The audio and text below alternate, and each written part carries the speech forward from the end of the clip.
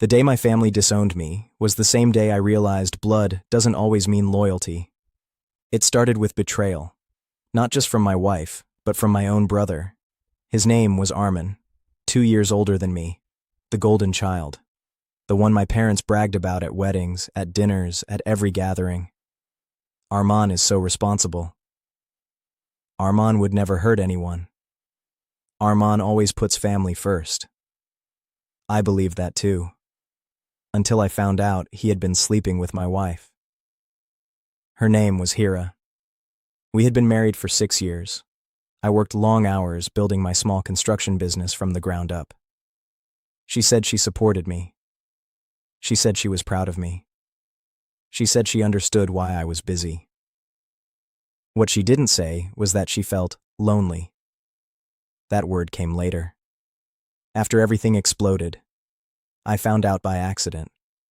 One night, Hira fell asleep on the couch, her phone in her hand. It buzzed with a message. I wasn't snooping. I wasn't suspicious. I just glanced down because the screen lit up in the dark. Miss you already. Tonight was perfect. The name on top of the message made my stomach drop. Armin. For a few seconds, I genuinely thought it was a joke. Maybe he borrowed her phone. Maybe it was something innocent. Then another message popped up. Wish he didn't exist. Things would be easier. He, me. I felt like the floor disappeared under my feet. I didn't wake her immediately. I took the phone quietly and walked into the bathroom. My hands were shaking so badly I almost dropped it. The messages went back months. Hotel receipts, private jokes about me, photos I can never erase from my memory. My own brother, my own wife, laughing about how clueless I was. That night, I didn't scream. I didn't confront either of them. I sat in my car until sunrise, staring at nothing. By morning, I had clarity. If they could plan this behind my back for months, I could plan my response. The first thing I did was gather evidence, screenshots, call logs. I hired a private investigator to make sure there was no way they could twist the story. Then, I waited. Family gatherings were common in our house. Birthdays, anniversaries, Sunday dinners. My parents loved hosting. Image meant everything to them. So I chose my moment carefully. It was my father's birthday. The entire extended family was there. Cousins, uncles, aunts. Laughter filled the house. Hira stood beside me, acting like the perfect wife. Armin joked with relatives like nothing in the world was wrong. I watched them both carefully. At one point, I saw it. That subtle glance between them. That private smile. That was enough. After dinner, my father stood to give a speech. When he finished, I stood up. I'd like to say something too, I said. Everyone smiled, expecting something sentimental. I want to thank my brother Armin, I began, looking directly at him. He looked confused but pleased. For always being close to my wife, for supporting her when I was busy, for spending so much time with her. Some people chuckled lightly. Then I connected my phone to the TV. The first screenshot appeared. Silence. Then another. Then a photo of them walking into a hotel together. Gasps filled the room. Hira went pale. Armin stood up abruptly. What is this? This, I said calmly, is what you've been doing for the past 8 months. My mother started crying immediately. This is a misunderstanding. No, I replied. It's not. I played a voice recording the investigator had captured. Armin's voice, laughing about how I was too busy working to notice. The room felt like it was collapsing. Hira began sobbing, saying it was a mistake. Armin tried to blame her, saying she seduced him. She fired back, saying he pursued her. I just stood there. I wasn't yelling, I wasn't emotional, I was done. By the end of that night, the truth was undeniable, but instead of standing by me, my parents turned on me. You humiliated this family, my father shouted. They humiliated the family, I replied quietly.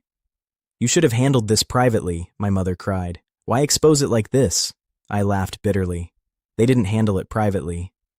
Armin avoided eye contact. Hira wouldn't stop crying. Within a week, my parents told me not to come to the house anymore. You've caused enough damage, my father said. Armin made a mistake. You destroyed everything. Destroyed everything. As if I was the villain. Hira moved in with Armin temporarily. The family decided it was better to keep things contained. They pressured me to forgive, to stay quiet, to be the bigger person. Instead, I filed for divorce. I also filed a civil case against Armin. See, here's what no one knew. Part of my business had been funded with family investment, under shared agreements. During the affair, Armin had secretly redirected some company contracts to himself through side dealings. I had proof. If they wanted war, I would give them one, legally. Over the next 6 months, everything unraveled. The divorce finalized quickly because of the evidence. Hira received almost nothing. The court didn't look kindly on documented infidelity. The civil case was worse for Armin. Financial fraud, breach of trust, misuse of shared assets. He lost the case. He had to repay a significant amount. Money he didn't have. My parents tried to intervene, but legal documents don't bend for emotions. The stress crushed him. Investors pulled away. His perfect image shattered in business circles once word spread. And Hira?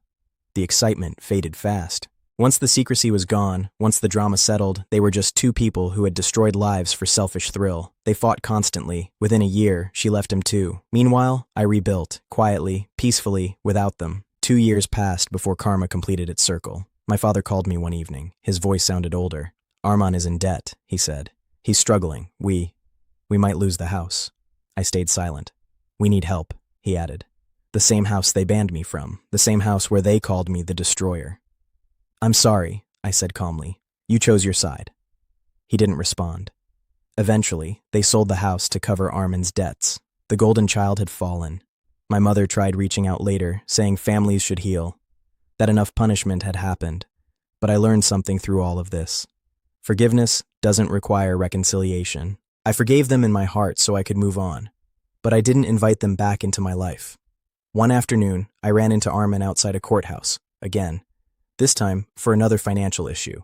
He looked thinner, tired, defeated.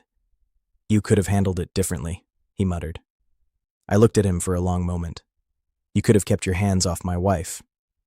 He had no response. My family disowned me for exposing betrayal, but truth has a way of settling accounts. They thought protecting him would save the family name. Instead, it destroyed everything they tried to hide. As for me, I lost a wife. I lost a brother. I lost parents, but I gained something far more valuable, self-respect. And in the end, karma didn't need my help. It just needed time.